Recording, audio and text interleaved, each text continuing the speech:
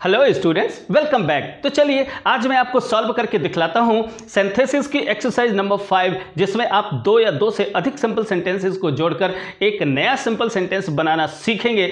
और ऐसा करने के लिए आप एक नया रूल यानी नई बात आप सीखेंगे, और वो रूल होगा बाय यूजिंग अ नाउन और फ्रेज इन अपोजिशन। लेकिन इससे पहले कि हम एक्सरसाइज सॉल्व करना शुरू करें, आप थोड़ी सी जानकारी ये ले लीजिए कि आखिर ये नाउन या फ्रेज इन अपोजिशन होता क्या है और इसका प्रयोग हम कब करते हैं। तो चलिए मैं सबसे पहले आपको बतलाता हूं कि ये नाउन क्या होता है। तो भाई आप तो जानते हैं कि ये जो नाउन होता है ये एक नेमिंग वर्ड होता है। नेमिंग वर्ड का मतलब क्या है?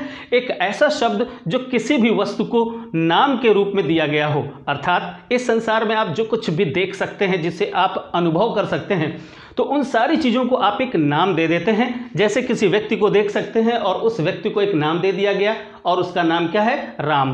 किसी वस्तु को आप देख सकते हो, छू सकते हो, तो आपने उसको नाम दे दिया मिल्क। ये भी एक किसी वस्तु का, किसी चीज़ का नाम है। लेकिन मर्सी एक भाव है जिसे आप देख नहीं सकते हो, लेकिन फिर भी आपने उसको एक नाम दिया हुआ है। तो नाउन एक ऐसा शब्द होता है जो किसी भी वस्तु, व्यक्ति जिसे देख सकते हो, जिसे छू सकते हो, जिसे महसूस कर सकते हो, उसको आप एक नाम दे देते हो, तो इसे ही हम कहते हैं नेमिंग वर्ड। तो वो जो नेमिंग वर्ड होता है उसे हम कहते हैं नाउन। क्लियर? ये तो आप पहले से ही जानते होंगे। अच्छा, अब फ्रेज क्या होता है इसे भी समझ लीजिए।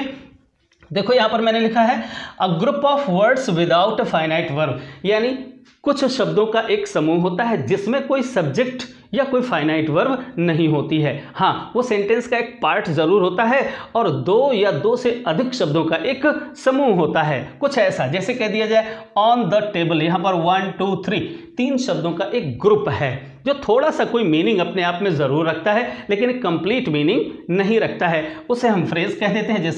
जैसे माई क्लास टीचर, आप देख रहे हैं यहाँ पर 1 2 3 तीन शब्दों का एक समूह है। इसका अपना एक कोई मतलब है, but not a complete sense. अगर सेंटेंस के अकॉर्डिंग उसकी तुलना करी जाए तो ऐसे ही दो या दो से अधिक शब्दों के किसी समूह को फ्रेज कहते हैं।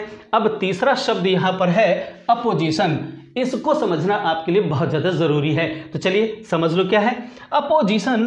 क्या है? पोजिशनिंग ऑफ थिंग्स, यानी किन्हीं भी वस्तुओं की ऐसी पोजिशनिंग करी जाए कि वो साइड बाय साइड हो जाए, माने अगल बगल रख दिए जाएं। तो यहां पर सेंटेंस की बात हो रही है, तो सेंटेंस में शब्द होते हैं यानी वर्ड्स होते हैं, और उन वर्ड्स को अगर अगल बगल रख दिया जाए यानी साइड बाय साइड रख दिया जाए, और वो भी कॉमा से सेपरेट करके, तो बाद में रखा हुआ जो वर्ड होता है वो नाउन इन अपोजिशन कहलाता है, और जो फ्रेज होता है वो फ्रेज इन अपोजिशन कहलाता है।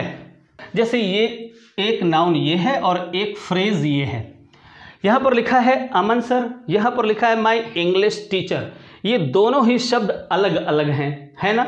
अमन सर एक अलग शब्द है और माई इंग्लिश टीचर ये एक अलग शब्द समूह है।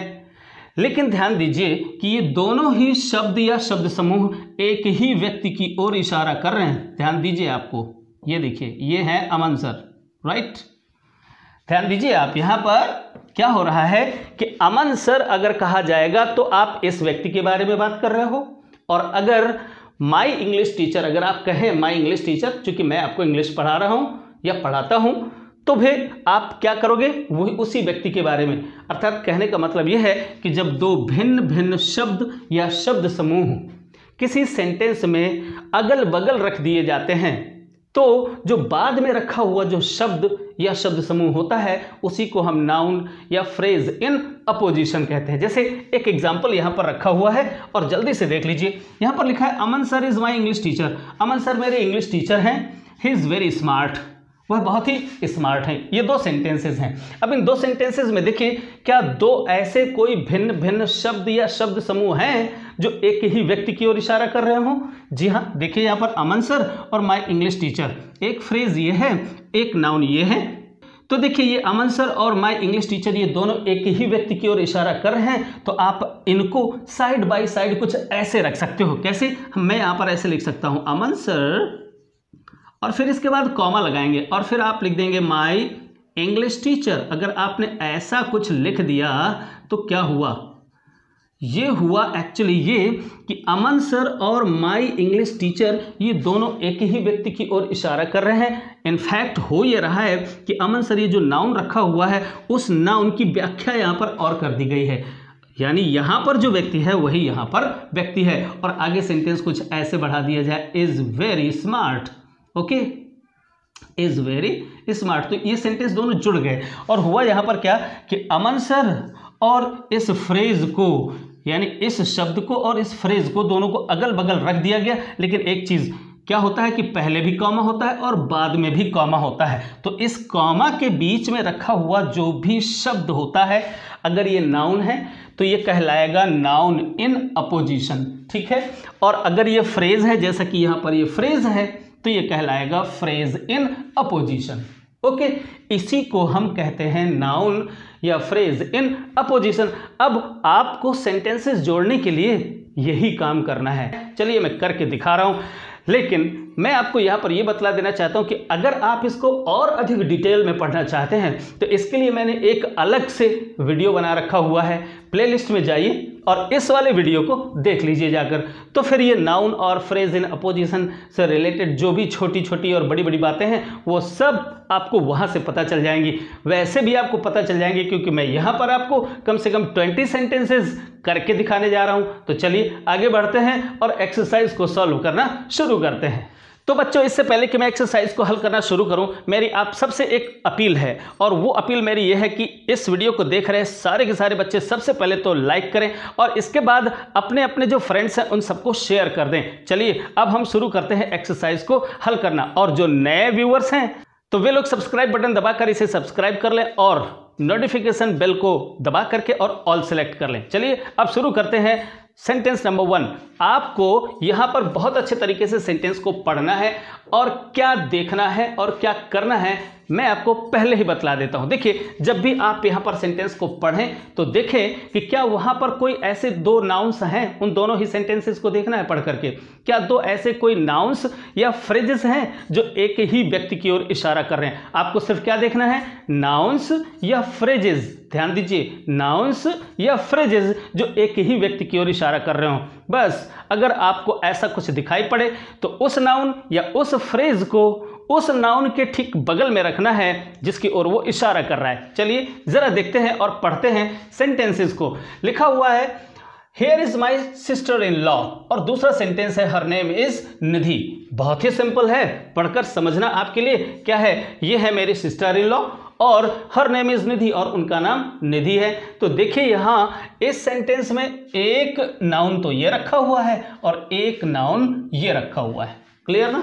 अच्छा, अब देखो क्या ये दोनों एक ही व्यक्ति हैं? अगर एक ही व्यक्ति हैं तो बस आपकी समस्या का समाधान यहाँ पर मिल जाएगा। देखिए, here is my sister in law, ये मेरी भाभी है या मेरी साली है और उसका नाम निधि है। तो मेरी जो साली या मेरी जो भाभी है वो कौन है, क्या नाम है, निधि। तो निधि और ये दोनों ही एक ही व्यक्ति की ओर इशारा कर रहे हैं। कुछ नहीं करना भाई, इस नाउन को उठाइए और इस माई सिस्टर इन लॉ के ठीक बगल में आप इसको रख देंगे। बस ये तो सब फालतू की चीज़ें हो गई, हर नेम इज, ये सब बेकार की चीज़ें हैं। इनको यहाँ से आप हटाएंगे और बस क्या करना है, इस फुल स्टॉप को यहाँ से हटाएंगे और यहाँ पर कॉमा लगाएंगे और निधि को यहाँ पर लिख देंगे, निधि। ठीक है, हो गया समाधान, आपकी समस्या का समाधान हो गया। और ये सेंटेंस जोड़ करके यहाँ तक आ गया। क्या हुआ, here is my sister in law Nidhi. बहुत ही सिंपल है। अगला सेंटेंस देखिए, Rana Pratap was a brave warrior. दूसरा सेंटेंस है he was the king of Mewar. अब इन दोनों ही सेंटेंसेस में देखो कितने नाउन्स हैं। राणा प्रताप एक नाउन हो गया, अ ब्रेव वॉरियर एक फ्रेज है जो राणा प्रताप की ओर ही इशारा कर रहा है। भाई अब ब्रेव वॉरियर कौन था, राणा प्रताप, ये दोनों एक ही व्यक्ति हैं। अच्छा खैर आगे बढ़ते हैं। ही was the king of Mewar. अब यहाँ पर देखोगे द किंग ऑफ मेवाड़, ये भी वास्तव में उसी व्यक्ति की ओर इशारा कर रहा है, यानी राणा प्रताप की ओर ही इशारा कर रहा है। यानी यहाँ पर एक नाउन और दो फ्रेजेस हैं, एक फ्रेज ये है, एक फ्रेज ये है। क्लियर? तो अब आपको क्या करना है, इनमें से किन्हीं भी दो को अगल बगल रख देना है और कॉमा से उसे सेपरेट कर देना है। जैसे आप चाहे तो यहाँ पर क्या कर सकते हैं, इस वॉज को यहाँ से हटाइए, यहाँ पर कॉमा लगाइए, ये राणा प्रताप हुए, यहाँ पर कॉमा लगाइए, इस फुल स्टॉप को हटाइए, यहाँ पर कॉमा लगाइए और बस इस ही को यहाँ से समाप्त कर दीजिए और सेंटेंस ऐसे बन जाएगा। देखिए, Rana Pratap a great warrior was the king of Mewar. अब ये एक ही सेंटेंस है क्योंकि आपने क्या किया है, यहाँ पर से जो सब्जेक्ट था वो हटा दिया, चूंकि इसका सब्जेक्ट यही है। और यहाँ पर भी is am are was were, मैंने आपको बतलाया था कि is am are was were, ये अगर क्रियाएं होती हैं तो इनको बड़ी आसानी से हम हटा देते हैं, बस एक टेंस बतलाने वाली क्रिया यहाँ पर रहेगी। अच्छा, अगर आप चाहें तो यहाँ पर राणा प्रताप के ठीक बाद इस वाले फ्रेज को भी रख सकते हैं, Rana Pratap comma the king of Mewar, फिर कॉमा, फिर इसके बाद यहाँ पर क्रिया आगे बढ़ाकर लिख सकते थे वाज अ ब्रेव वॉरियर। यानी ये तीन जो नाउन या फ्रेजेस हैं ये तीनों ही एक ही व्यक्ति की ओर इशारा कर रहे हैं, तो किसी भी दो को आप अगल बगल रख सकते हैं और सेंटेंस आपका कंप्लीट हो गया। अगला सेंटेंस देखिए जरा, बाबर डिफीटेड लोधी। यहाँ पर तीन सेंटेंसेस हैं। देखिए, बाबर डिफीटेड लोधी, बाबर ने लोधी को हराया। बाबर वॉज ए तुर्क, बाबर एक तुर्क था। Lodhi was the emperor of India. यहाँ पर तीन सेंटेंसेस हैं। अब इन तीन सेंटेंसेस में अच्छी तरह से देखिए कि कितने ऐसे नाउन्स या फ्रेजेस हैं जो एक ही व्यक्ति की ओर इशारा कर रहे हैं। देखिए जरा, एक नाउन ये है बाबर, दूसरा लोधी, ये दोनों अलग अलग व्यक्ति हैं, ठीक है। बाबर दोबारा रिपीट हो रहा है तो बाबर की कोई ज़रूरत ही नहीं रह गई। अगला देखते हैं ए तुर्क, ये जो ए तुर्क है ये कौन था, ये बाबर ही था ना, तो बाबर तो रिपीट हुआ तो एक बाबर तो ये चला गया, ये वाजवर भी चला जाएगा, कोई दिक्कत नहीं। जी जो अतुर्क बचा ये कौन था, बाबर ही था, तो आप यहाँ पर बाबर के बाद इस अतुर्क को लिख सकते हैं। चलिए और पढ़ लेते हैं। Lodhi was the emperor of India, और लोधी कौन था, द एम्परर ऑफ इंडिया। तो लोधी भी पहले आ चुका है तो ये भी रिजेक्ट हो गया, हटाओ इसे, ठीक है ना। और वैसे भी हमको एक ही क्रिया रखनी है तो इसे भी हटाओ, वाजवर वगैरह बड़ी आसानी से आप हटा सकते हैं। हाँ, एक बात बतला दूं कि जब आपको ये नाउन और फ्रेज इन अपोजिशन का प्रयोग करना होगा तो उनमें से जब आप इसका प्रयोग करेंगे तो जो सेंटेंसेस होंगे उन सेंटेंसेस में एक सेंटेंस की वर्ब तो कोई ना कोई ऐसी ही होगी, is am are was were, जिसे आप बड़ी आसानी से हटा सकते हो। ओके, अच्छा, तो अब देख लीजिए यहाँ पर बाबर है, बाबर कौन है, एक तुर्क है, और लोधी कौन है, ये है द एम्परर ऑफ इंडिया, है ना। तो अब आप चाहें तो ऐसा कर सकते हैं, देखिए कैसे, बाबर, ये देखिए बड़ी आसानी के साथ इन तीनों ही सेंटेंसेस को जोड़ दिया। देखिए, एक नए बने सेंटेंस में केवल एक ही क्रिया होनी चाहिए, यानी एक ही वर्ब होनी चाहिए, तभी वो सिंपल सेंटेंस होगा। और यहाँ पर एक ही टेंस बतलाने वाली क्रिया है यहाँ पर, बाकी सारी की सारी टेंस बतलाने वाली क्रियाओं को हमें हटा देना होगा। अब चूंकि इस क्रिया को तो हम हटा नहीं सकते, चूंकि ये एक बहुत ही इंपॉर्टेंट सेंस रखती है अपने पास, तो इसी को रखेंगे और बाकी उन दोनों को हटा देंगे।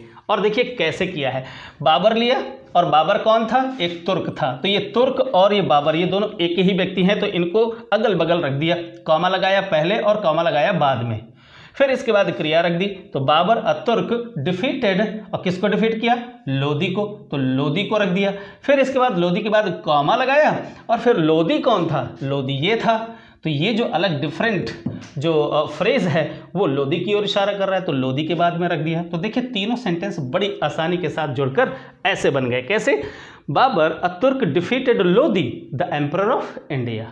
ओके, अच्छा, अगला सेंटेंस देखते हैं। Doctor Radhakrishnan was the president of India. Doctor Radhakrishnan Bharat के प्रेसिडेंट थे, मतलब राष्ट्रपति थे। He was a great philosopher, वो एक महान फिलोसोफर थे। अब देखो यहाँ पर डॉक्टर राधाकृष्णन एक नाउन हुआ, okay, the president of India एक फ्रेज हुआ, और यहाँ पर अ ग्रेट फिलोसोफर ये भी एक फ्रेज हुआ। अब क्या कर सकते हैं आप, ये तीनों ही एक नाउन और दो फ्रेजेस, ये क्या कर रहे हैं, एक ही व्यक्ति की ओर इशारा कर रहे हैं। अब अगर एक ही व्यक्ति की ओर इशारा कर रहे हैं तो इन तीनों में से दो को आप क्या करो, ठीक एक दूसरे के अगल बगल रख दो और कॉमा लगा दीजिए। कैसे कर सकते हैं आप, बड़ी आसानी से इस वॉज को हटाइए, यहाँ पर कॉमा लगाइए, ये दोनों अगल बगल हो गए, यहाँ पर भी कॉमा लगाइए, तो ये राधाकृष्ण और द प्रेसिडेंट ऑफ इंडिया ये दोनों एक ही व्यक्ति हैं, ठीक है। तो चलिए ये दोनों एक साथ हो गए, कॉमा से सेपरेट करके अलग कर दिया। इसके बाद बस यहाँ पर से आपको इस ही को हटाना है, और ही को हटाना है क्यों, क्योंकि इस वाज नाम की क्रिया का सब्जेक्ट तो यही बन गया ना पूरा का पूरा, डॉक्टर राधाकृष्णन और ये, ठीक है। तो डॉक्टर राधाकृष्णन ही इस क्रिया का सब्जेक्ट है, तो वहां पर ही की कोई जरूरत ही नहीं है। तो चलिए आगे देखिए, वॉज अ ग्रेट फिलोसोफर। अगर आप चाहें तो ऐसा भी कर सकते हैं क्या, डॉक्टर राधाकृष्णन कॉमा अ ग्रेट फिलोसोफर, ये भी तो यही डॉक्टर राधाकृष्णन ही है, तो आप चाहें तो इसको भी यहाँ पर ला सकते हैं और फिर इसके बाद आप वॉज लगा करके और द प्रेसिडेंट ऑफ इंडिया बाद में लिख सकते हैं। क्लियर। अगला सेंटेंस देखें, Mohan was the only son of his father. Mohan अपने पिता का इकलौता लड़का था। He died in an accident, वह एक दुर्घटना में मर गया। अच्छा, तो अब देखिए यहां पर क्या है, मोहन कौन, the only son of his father, ये जो फ्रेज है, तो अपने पिता का इकलौता बेटा कौन था, मोहन ही तो था, और मोहन कौन था, ये था। अर्थात ये जो फ्रेज है और मोहन, ये दोनों एक ही व्यक्ति की ओर इशारा कर रहे हैं। बस, तो बहुत ही सिंपल है, इस क्रिया को यहां से हटाओ, कॉमा लगाओ, यहां पर कॉमा लगाओ और इस सब्जेक्ट को यहां से हटा दो और सेंटेंस देखो ऐसा बन गया क्या, Mohan the only son of his father died in an accident. Very simple. अगला सेंटेंस देखिए, Nalanda was once the biggest centre of learning. Okay, it is now a heap of ruins। अब देखिए यहां पर भी वैसा ही है, बहुत ही सिंपल है, सारे के सारे सेंटेंस एक ही जैसे हैं। देखिए नालंदा, ओके, ये क्या है, एक शिक्षण संस्थान का नाम है, तो नाउन हो गया। Once the biggest centre of learning, एक जमाने में ज्ञान का यानी पढ़ाई का एक सबसे बड़ा केंद्र था। ठीक है, तो यहां पर ये जो फ्रेज है, ये फ्रेज और नालंदा एक ही संस्था की ओर इशारा कर रहे हैं। क्लियर। हालांकि ये भी एक संस्था की ओर ही इशारा कर रहा है। Now a heap of ruins, इस समय जो खंडहरों का ढेर है वो कौन है, वही तो है नालंदा। क्लियर। तो ये तीनों ही, ये दो जो फ्रेजेस हैं और ये जो नाउन है, ये एक ही स्थान की ओर इशारा कर रहे हैं। अब आप यहाँ पर क्या कर सकते हैं, इन दोनों को चाहे इसको यहाँ रख दो और चाहे ये जहाँ रखा है वहीं रखा रहें, तो बस यहाँ से ये वर्ब हटाओ, कॉमा लगाओ, यहाँ से फुल स्टॉप हटाओ, यहाँ पर से कॉमा लगाओ और इस अगले वाले सेंटेंस का सब्जेक्ट यहाँ से ऐसे हटाओ और ये लो सेंटेंस बन गया। Nalanda once the biggest centre of learning is now a heap of ruins। अब ये जो फ्रेज है, इसी फ्रेज को तो कहते हैं फ्रेज इन अपोजिशन। किसके अपोजिशन में है, नालंदा के अपोजिशन में है। बहुत ही सिंपल है। अगला देखिए जरा, mister Saxena is our principal. Mister Saxena हमारे प्रिंसिपल हैं। ठीक है, ही इज वेरी लर्नेड, वह बहुत लर्नेड है। तो देखिए क्या है, मिस्टर सक्सेना, मिस्टर सक्सेना कौन है, हमारे प्रिंसिपल। तो एक नाउन ये है, एक नाउन ये है। तो देखिए जरा, तो हमारे प्रिंसिपल और मिस्टर सक्सेना ये दोनों एक ही व्यक्ति हैं, एक ही व्यक्ति हैं। तो इनको भी आप ऐसे ही साइड बाय साइड कर दीजिए, यहाँ पर भी कॉमा लगाइए, यहाँ पर भी कॉमा लगाइए और यहाँ पर चाहिए सब्जेक्ट हटा करके और बड़ी आसानी के साथ सेंटेंस जुड़ गया और आपका बन गया ये sentence, mister Saxena our principal is very learned. Okay, इस एक्सरसाइज में ऐसे ही सेंटेंसेस हैं, सारे के सारे सेंटेंसेस बड़े आसानी के साथ आप इनको हल कर सकते हैं। लेकिन अगली स्लाइड में मैं कुछ एक सेंटेंसेस ऐसे हल कर रहा हूँ जो दो दो के पेयर नहीं होंगे, दो दो के पेयर मैं आपके लिए छोड़ दूंगा और बाद में यानी वीडियो के अंत में मैं आपको यहाँ पर स्क्रीन पे लिख करके भी दे दूंगा, तो उनको नोट कर लेना, एक स्क्रीनशॉट ले लेना और इसके बाद वीडियो को कंप्लीट देखने के बाद में और फिर आप उसे सॉल्व करेंगे, सॉल्व करके और कमेंट बॉक्स में ज़रूर लिखेंगे। चलिए अब अगली स्लाइड में बढ़ते हैं। अब आपके सामने तीन तीन वाक्यों के सेट्स हैं और इन तीन वाक्यों को जोड़कर एक नया सिंपल सेंटेंस बनाते समय आपको दो बातों का विशेष ध्यान रखना होगा। पहली बात, तीनों ही वाक्यों में जितनी भी बातें कही गई हैं तो सारी इंपॉर्टेंट बातें नए बने सेंटेंस में होनी चाहिए। और साथ ही साथ एक जो सबसे बड़ी बात आपको याद रखनी है, ध्यान रखनी है, वो ये कि नए बने हुए सिंपल सेंटेंस में केवल एक वर्ब होनी चाहिए, यानी एक टेंस बतलाने वाली क्रिया होनी चाहिए।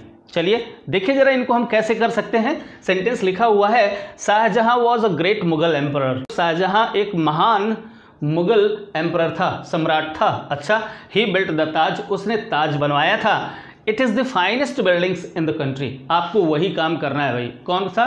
सबसे पहले आपको ढूंढना है कि कौन कौन से ऐसे नाउन्स या फ्रेजेस हैं जो एक ही व्यक्ति या एक ही वस्तु की ओर इशारा कर रहे हो। देखिए जरा, यहाँ पर शाहजहां एक व्यक्ति है, नाउन है। ओके, अ ग्रेट मुगल एम्परर ये एक फ्रेज है और ये फ्रेज किस व्यक्ति की ओर इशारा कर रहा है? देखिए जरा, शाहजहां की ओर ही इशारा कर रहा है। इसका मतलब ये हुआ कि इन दोनों को ही हम अगल बगल रख सकते हैं कॉमा से सेपरेट करके। ओके, अब आगे बढ़ते हैं, देखते हैं। ही बिल्ट द ताज, उसने ताज बनवाया। ठीक है, तो अब यहां पर एक नाउन ये आया, द ताज आया। ओके, अगला सेंटेंस देखते हैं। It is the finest building in the country, यानी हमारे देश में ये सबसे सुंदर इमारत है। तो सबसे सुंदर इमारत किसको बताया गया है? इसी ताज को बतलाया गया है। ठीक है ना, तो ये फ्रेज और ये जो नाउन है ये दोनों एक ही बिल्डिंग की ओर इशारा कर रहे हैं, और ये जो ग्रेट मुगल एम्परर और शाहजहां है ये दोनों एक ही व्यक्ति की ओर इशारा कर रहे हैं। तो इन दोनों को हम अगल बगल रख सकते हैं। क्लियर? लेकिन नए बने हुए सेंटेंस में क्या होना चाहिए? एक ही टेंस बतलाने वाली क्रिया होनी चाहिए। अब इन तीनों वाक्यों की जरा क्रियाओं को देख लेते हैं। एक तो ये वाज है, दूसरी बिल्ट है, और ये बिल्ट अपने आप में एक बड़ा ही इंपॉर्टेंट मैसेज रखती है, मीनिंग रखती है, तो इसको नहीं हटा सकते हैं। अगर देख लेते हैं, हमारे पास चॉइस है कि अगर is am are was were है तो इनको हम हटा सकते हैं। तो आप देख रहे हैं कि इन तीन में से दो वाक्यों की जो वर्ब्स हैं वो इज एम आर या वाज वर हैं, तो इनको तो हम बड़ी आसानी के साथ हटा सकते हैं। तो अब हम बचा किसको लेंगे? बचा लेंगे बिल्ट को। क्लियर? चलिए, सेंटेंस को कुछ ऐसे हम बना सकते हैं, जोड़ सकते हैं। देखिए, शाहजहां, तो ये लीजिए, देखिए कितनी आसानी के साथ आपने इन तीनों ही वाक्यों को जोड़ दिया। देखिए क्या किया है आपने किया है ये कि शाहजहां को पहले रखा, शाहजहां और ये अब मुगल एम्परर एक ही व्यक्ति है, तो इस फ्रेज को उठाया यहां से और यहां पर आकर के रख दिया और कॉमा लगा दिया। ओके, पहले और बाद में। अगर सेंटेंस के लास्ट में होता है तो फुल स्टॉप लगता है, लेकिन अगर बीच में है तो पहले भी कॉमा लगेगा और बाद में भी कॉमा लगेगा। अब ये जो वाज वर है इसको हटा देंगे तो कोई फर्क नहीं पड़ने वाला इस सेंटेंस में। ओके, अब ये जो ही है, ही कौन है? ये भी वही शाहजहां ही है, तो प्रोनाउन है, इसको हटा देते हैं और सब्जेक्ट बन गया आपका शाहजहां, और इस सेंटेंस की ये वर्ब ले ली। क्लियर? अच्छा, इसके बाद सेंटेंस को आगे बढ़ाया, द ताज रख दिया यहां पर से, द ताज। अब ये द ताज क्या है? ये है the finest building in the country, और बस आपको क्या करना है, इसी को, ये इट क्या है? इट, यही ताज है, तो ये भी हट गया, और is am are was were मैंने आपको पहले भी बतलाया, आसानी से हटा देते हैं। तो बस सिंपली क्या बना, ये देखिए, ये वाला जो फ्रेज है इस फ्रेज को द ताज के बाद में रख दीजिए, the finest buildings in the country. ये सेंटेंस आपका बन गया। देखिए अच्छे से, ये आपका सेंटेंस बन गया, और इस नए बने सेंटेंस में केवल एक टेंस बतलाने वाली क्रिया है। ओके, अगला सेंटेंस देखिए, ये भी 3 सेंटेंसेस का एक सेट है। देखिए, Mahatma Gandhi was a lover of piece.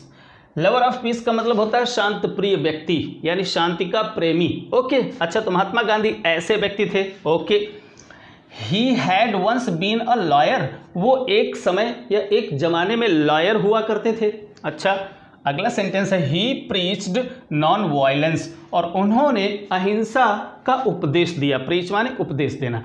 अब इन तीनों ही सेंटेंसेस में देखते हैं कि कितने ऐसे फ्रेजेस हैं जो एक ही व्यक्ति या वस्तु की ओर इशारा कर रहे हैं। देखिए जरा, महात्मा गांधी एक नाउन हुआ। Okay, a lover of piece, ये एक फ्रेज है, नाउन फ्रेज, क्योंकि ये महात्मा गांधी को के बारे में बतला रहा है। ठीक है, तो ये क्या हुआ, ये भी एक फ्रेज हुआ। ओके, आगे बढ़ते हैं। फिर इसके बाद अ लॉयर।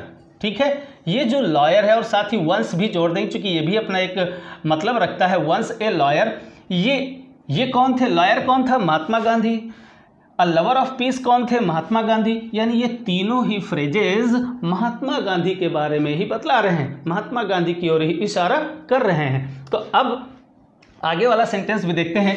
ही कौन है? महात्मा गांधी ही है, तो ये भी हटा देंगे, कोई दिक्कत नहीं। प्रीच्ड, अब इस क्रिया को हम नहीं हटा सकते हैं, क्योंकि उपदेश देना ये अपने आप में एक मीनिंग रखता है, अगर हटा देंगे तो ये मीनिंग गायब हो जाएगा। ओके, अच्छा, तो अब हमें यहाँ पर देखना यह है कि हम इन 3 को अगल बगल रखेंगे। कैसे रखेंगे मैं ज़रा पहले रख देता हूँ, फिर आपको एक्सप्लेन करता हूँ। चलिए शुरुआत करते हैं। महात्मा गांधी,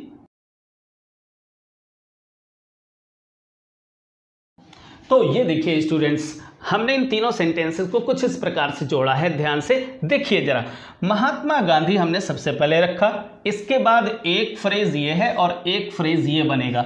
अब जब एक ही व्यक्ति के बारे में 2 फ्रेजेस मिलकर के या 2 फ्रेज एक ही व्यक्ति की ओर इशारा कर रहे हो, तो उन दोनों फ्रेजेस को हम एंड से जोड़ सकते हैं कुछ इस प्रकार से। देखिए मैंने कैसे जोड़ा हुआ है, महात्मा गांधी और फिर इसके बाद लवर ऑफ पीस, ठीक है ना, ये एक फ्रेज हो गया जो कि महात्मा गांधी ही है। और वंस अ लॉयर, और वंस ए लॉयर है जो, यानी एक समय जो लॉयर थे वो भी कौन थे, महात्मा गांधी ही थे, ठीक है ना। तो ये दोनों फ्रेज महात्मा गांधी की ओर ही इशारा कर रहे हैं और हमें महात्मा गांधी के बाद ही इन दोनों ही फ्रेजेस को रखना है। तो जब दो फ्रेज आ जाएं तो आपको बड़ी आसानी के साथ इस एंड का प्रयोग कर लेना चाहिए और सेंटेंस ऐसे बन जाएगा, Mahatma Gandhi a lover of peace and once a lawyer. और फिर इसके बाद आगे ये कर्ता महात्मा गांधी ही है, ये भी हट जाएगा, ठीक है ना। हैड बीन ये भी हटा सकते हैं चूंकि मतलब वही है, वंस अ लॉयर यानी एक ज़माने में लॉयर हुआ करते थे तो वो भी हट जाएगा। लेकिन इस क्रिया को नहीं आप हटा सकते तो आपने लगा दिया। लेकिन उससे पहले क्या किया है, इस पूरे के पूरे फ्रेज को आपने इन कॉमा के अंदर रख दिया है, ठीक। और अगले सेंटेंस में ये ही महात्मा गांधी ही है, रिपीटिंग वर्ड्स हैं, हटा दीजिए। आगे प्रीज्ड वर्ब रख दीजिए और इसके बाद नॉन वायलेंस रख दीजिए।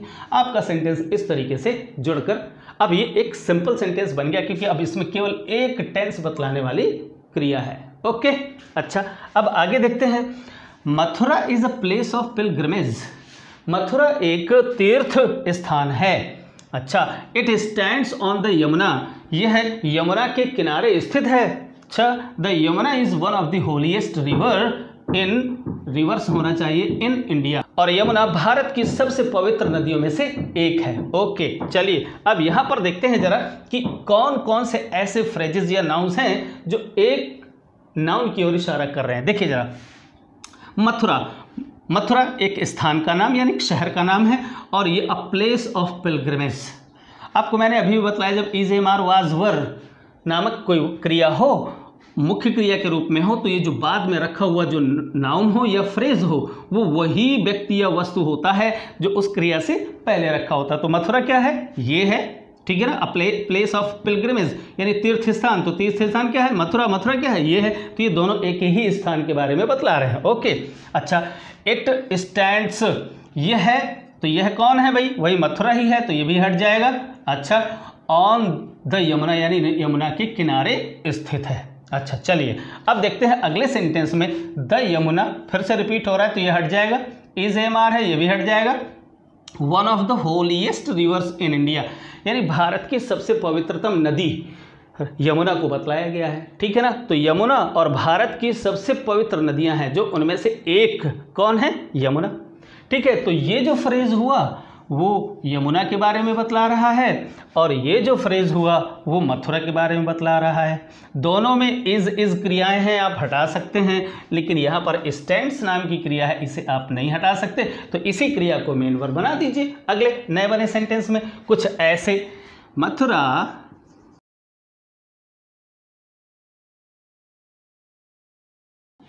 देखिए ये सब कुछ कितना आसान है करना, अगर एक बार दिमाग में आ गया, समझ में आ गई बात, तो फिर बिल्कुल आसान हो जाता है। देखिए मैंने यहाँ पर क्या किया, मथुरा के बाद में मैंने इसको रख दिया क्योंकि मथुरा और अ प्लेस ऑफ पिलग्रिमेज एक ही स्थान है, राइट। ओके, स्टैंड्स, तो मथुरा स्टैंड माने बसा हुआ है, कहाँ, ऑन द यमुना माने यमुना के किनारे बसा हुआ है।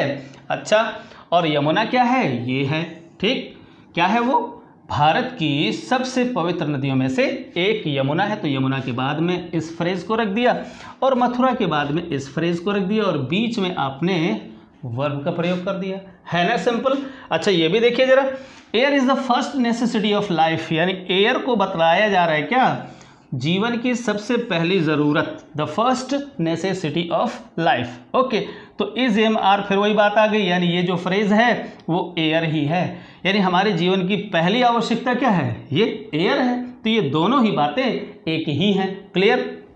अच्छा, it is a free gift of nature यानी ये जो फ्री गिफ्ट ऑफ नेचर है, तो फ्री का क्या मतलब होता है, मुफ्त उपहार। जी हाँ, तो ये प्रकृति का मुफ्त उपहार है।